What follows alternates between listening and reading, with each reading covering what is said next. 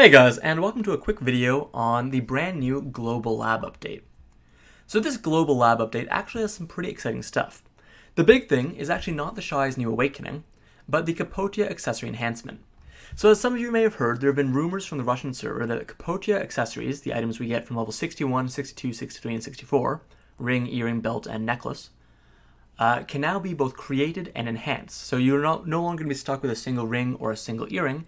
You can have both, and you can actually enhance them beyond their base stats.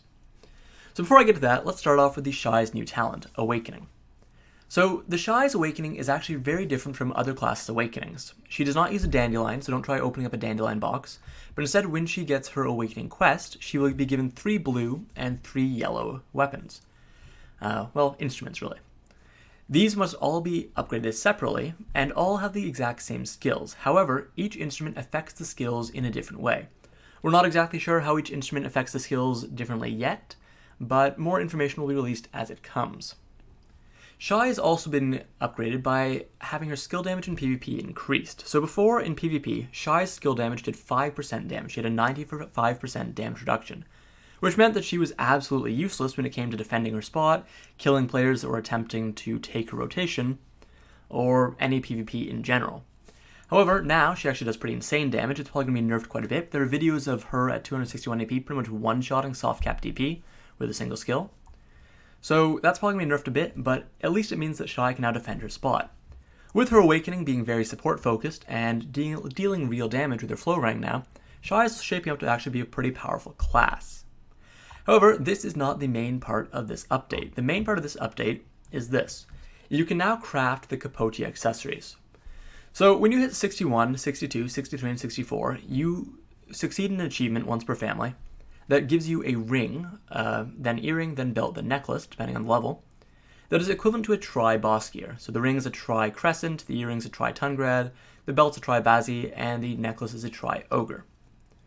These cannot be upgraded and are really, for most players, just sort of a stopgap between getting their Tet accessories and not having to purchase a second tri-crescent or tri-earring and being able to use them as fallback accessories if they fail going for Tet or even Pen later.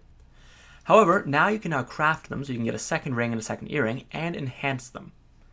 So to craft them, you need 400 Yona fragments for the neck, going down to 300 for the earring, and then 325 for the ring, and 350 for the belt. You also need latent auras from Nuver, Zarka, Kutum, and Karanda, as well as 5 oils, but the oils and the auras are really easy to get, so really the main thing is the Yona fragments. Currently 400 Yona fragments is worth roughly 400 to 500 million silver in NA. That might go up because that's worth that much silver by melting or heating Forest Ronorous Ring. So this is the reason the Forest Ronorous Rings were all bought up recently, because people heard that this was going to be able to happen, and I'm expecting the price to rise to sort of make the 2 to 4 Yona fragments a bit more expensive, but nowhere near as expensive as, for example, melting an Ogre Ring for 7 to 9 fragments.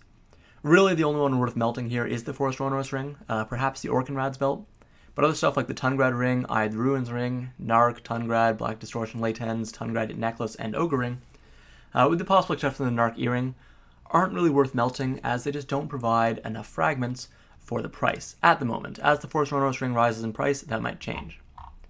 So enhancing Capotia Accessories is a little different from normal accessories. Unlike normal accessories, you do not lose your Capotia Accessory upon failure.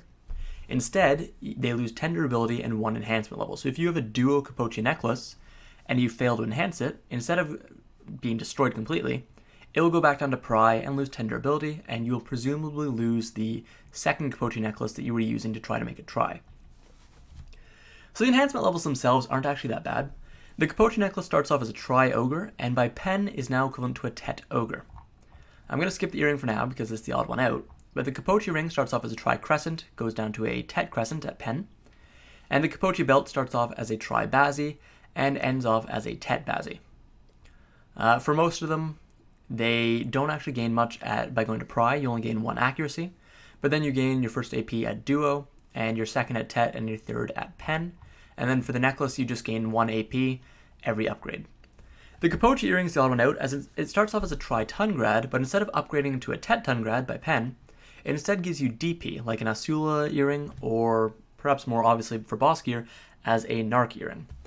So the Capotia earring is the cheapest upgrade, but it's also the one that only gives DP instead of AP, so it's perhaps the one that you might want to make a second one if you don't have a tri-ton grad, but then hold off on upgrading it if you actually want to upgrade it, and maybe instead upgrade the Capotia Necklace, which seems to have the best bang for your buck, as it's the one that gives you the most when upgrading.